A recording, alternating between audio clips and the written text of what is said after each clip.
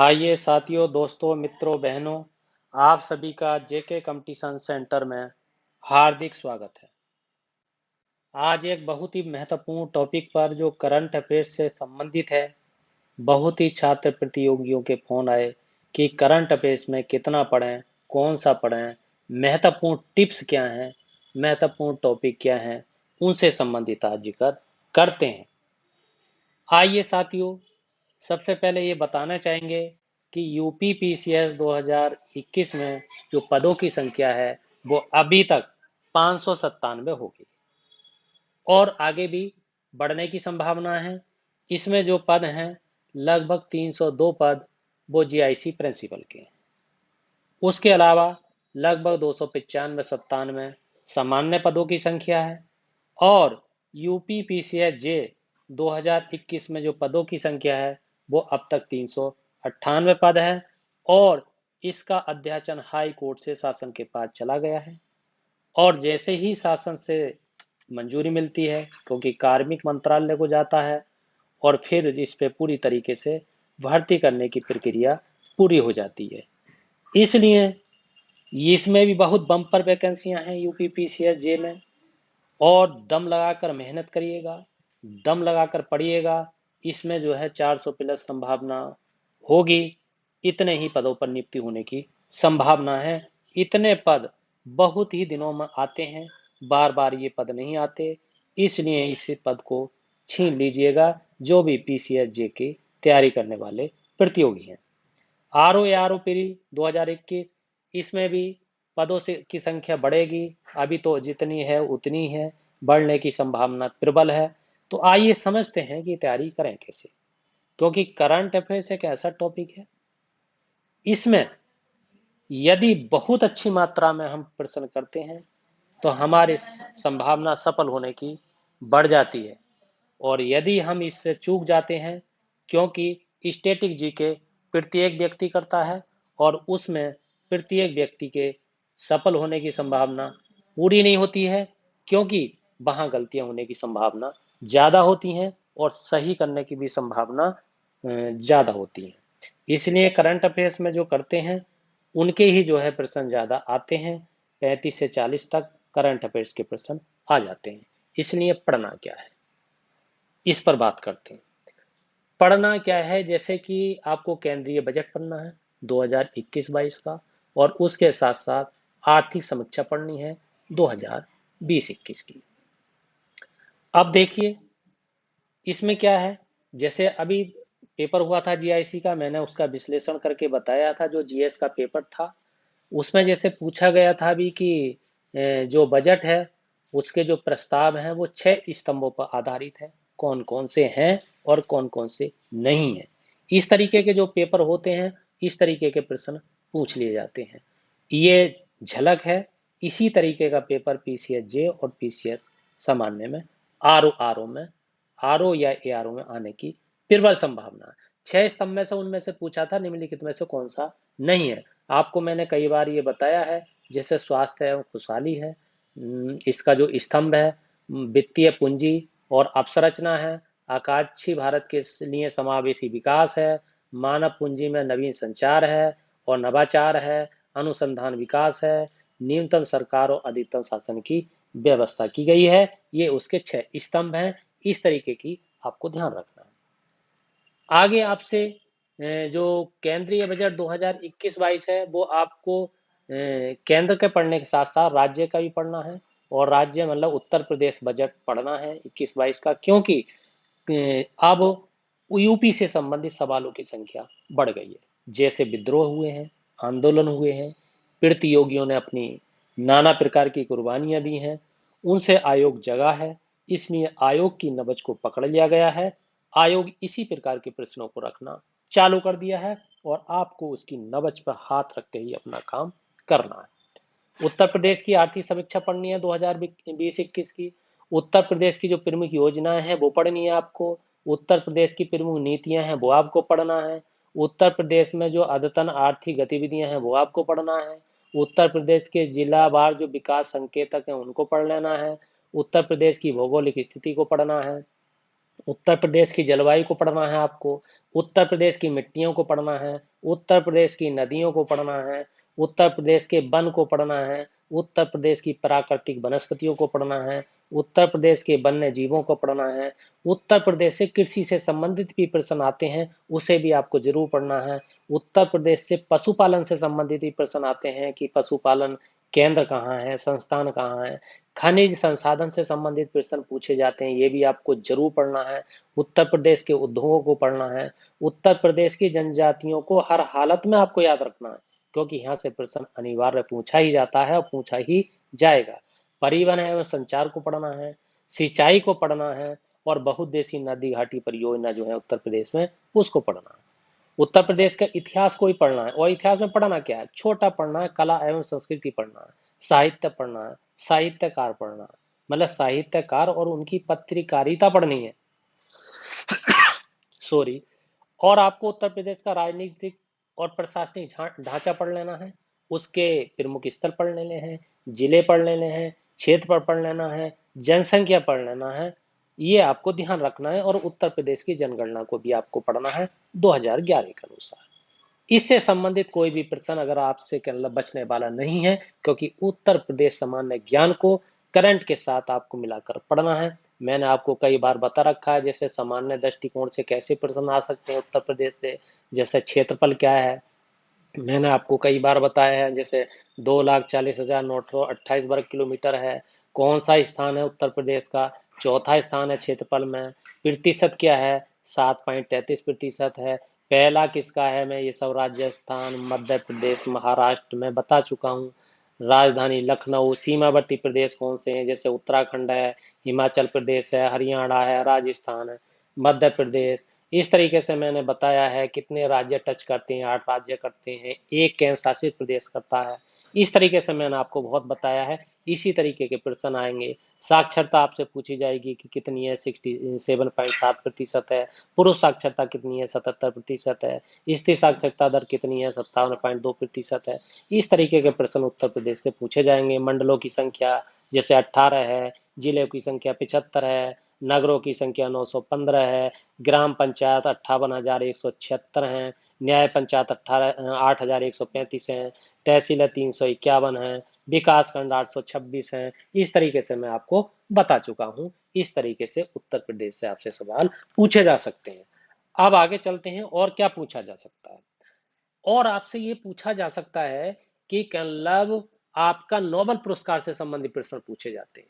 इसलिए नोबेल पुरस्कार किसे मिला, किसे नहीं मिला, किस क्षेत्र पर मिला, किस विषय पे मिला, ये आपसे पूछा जाएगा, इसे पढ़ना है। और आपको राष्ट्रीय शिक्षा नीति जो बनी है आपकी 2020, उस पे जरूर आपसे प्रश्न पूछा जाएगा, उसे जरूर कंप्लीट करना है आपको हर हालत में, क्योंकि अगर आपको सिलेक्शन लेना है, आपको एडीएम बनना है, आपको उच्च पद पर जाना है, आपको जज बनना है, आपको समीक्षा अधिकारी बनना है, तो इन चीजों को आपको अच्छे तरीके से सुनना होगा। कोविड-19 एक अपने आप में सब्जेक्ट हो गया है, एक विषय हो गया है, एक महत्वपूर्ण मुद्दा हो गया है, उससे संबंधित सवाल पूछे जा सकते हैं।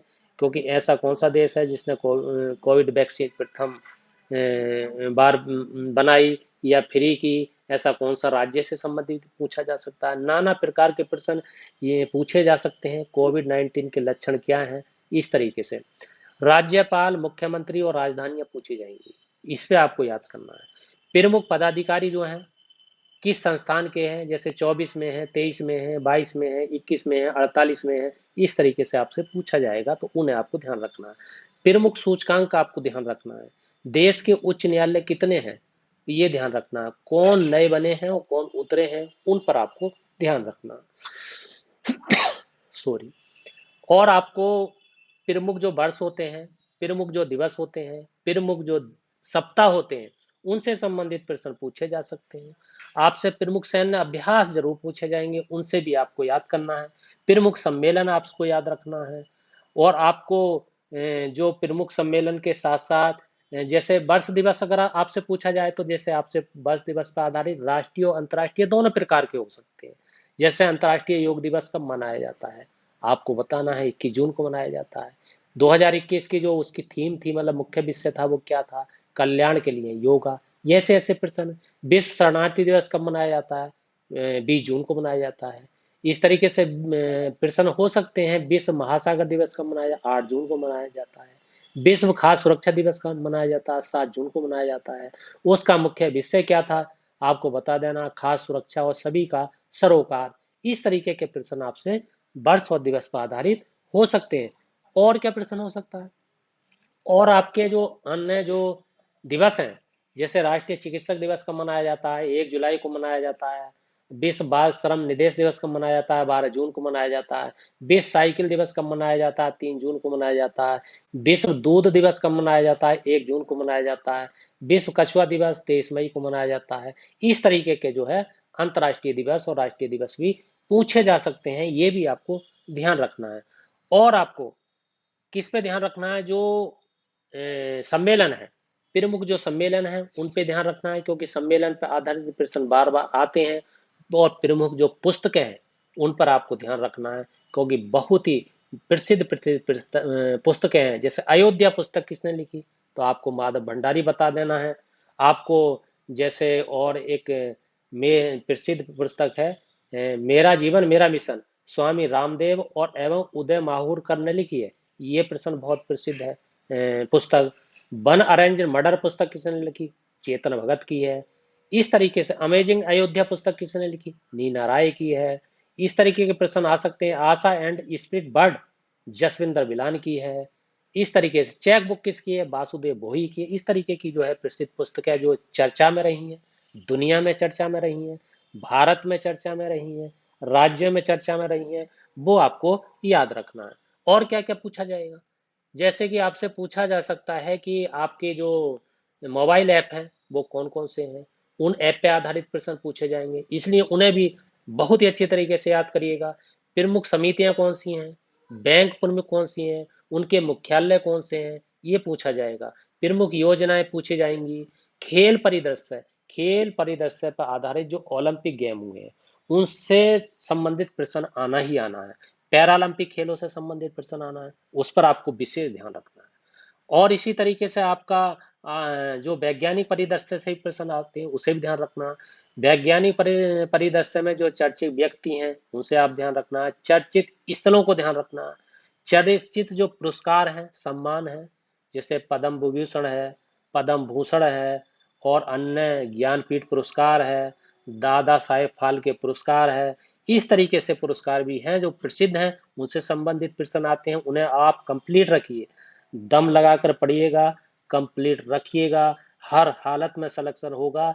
इन टॉपिक पर आप अगर चर्चा करते हैं, समीक्षा करते हैं, मूल्यांकन करते हैं, अवलोकन करते हैं, उनको अपने मन के द्वारा बहुत अच्छे तरीके से अपने मन के अंतर्करण की भावना में बैठाते हैं, निश्चित सफल आप होंगे।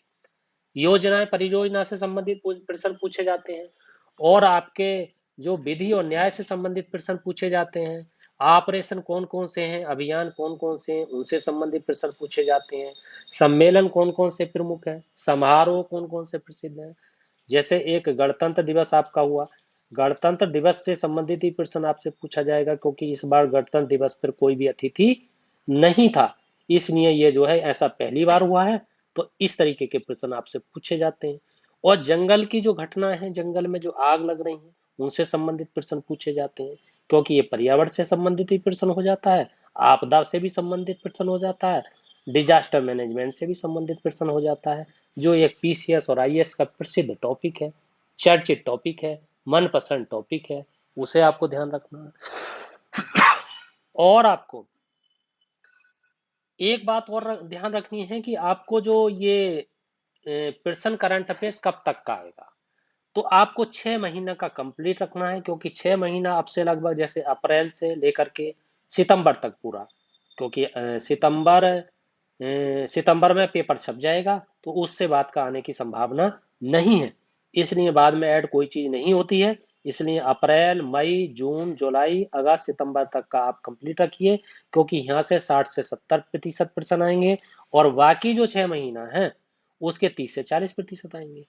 इस हिसाब से आप करें, 1 साल का करंट अफेयर्स आप पूरी तरीके से करेंगे।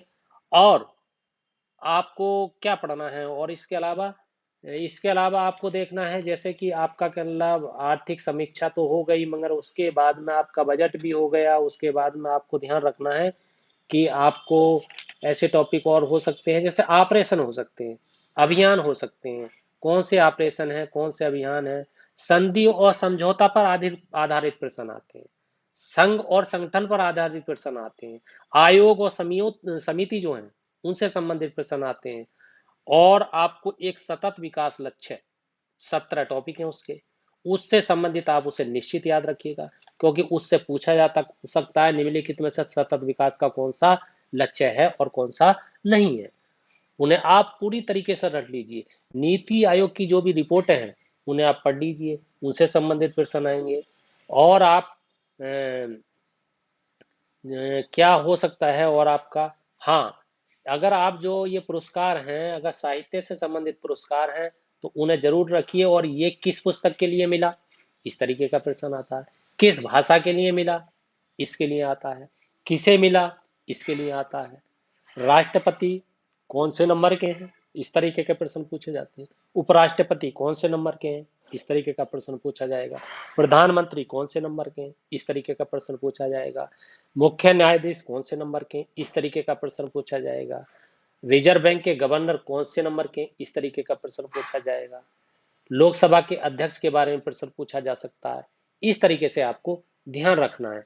और जो गेम है मतलब ग्रैंड स्लैम जो है उन्हें पुरुष एकल है, महिला एकल है, और पुरुष एकल और महिला एकल के साथ साथ आपको और भी याद रखना है, जैसे कि आपका पुरुष युगल विजेता, महिला युगल विजेता, उप विजेता, मिश्रित युगल विजेता, इससे संबंधित प्रश्न पूछे जाते हैं। क्योंकि पहले पुरुष एकल विजेता या महिला एकल विजेता ही आप याद कर लेते हैं, अन्य को याद नहीं कर पाते हैं। उसे भी अच्छे ढंग से याद करना है आपको।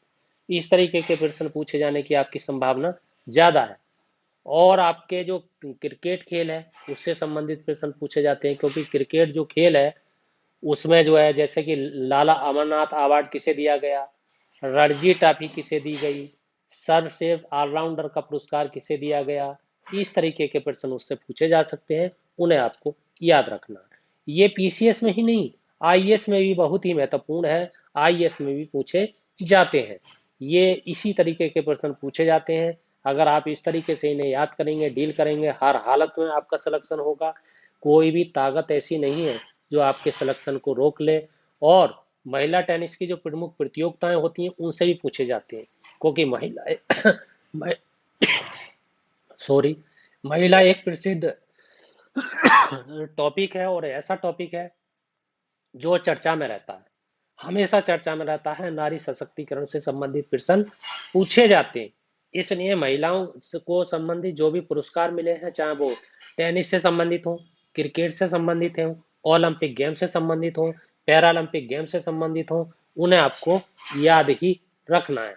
और आपसे जैसे अगली प्रतियोगिताएं होती हैं, जैसे 38वें राष्ट्रीय खेल पुरस्कार 2022 के कहाँ मतलब राष्ट्रीय खेल कहाँ होंगे, उत्तराखंड में होंगे। 39वें कहाँ होंगे, 2023 में मेघालय में होंगे। 22 के उत्तराखंड में और 2023 के मेघालय में। इस तरीके से पूछा जा सकता है 22वें राष्ट्रीय मंडल खेल 2022 कहाँ होंगे, जो ब्रिटेन में होंगे, और ब्रिटेन के आपके बर्मिंघम में होंगी। इसी तरीके से 32वें ग्रीष्मकालीन ओलंपिक खेल 2021 टोक्यो जापान, 33 में 2024 में पेरिस फ्रांस, इस तरीके के प्रश्न भी पूछे जा सकते हैं। तो साथियों, दोस्तों, आप इस तरीके से जो है आप कंप्लीट करिएगा। हर हालत में आपका सिलेक्शन होगा। आपने इस वीडियो को देखने में इतना टाइम दिया, इसके लिए आपका बहुत बहुत धन्यवाद, आभार, साधुवाद। और इसी के साथ आपका बहुत बहुत हार्दिक धन्यवाद।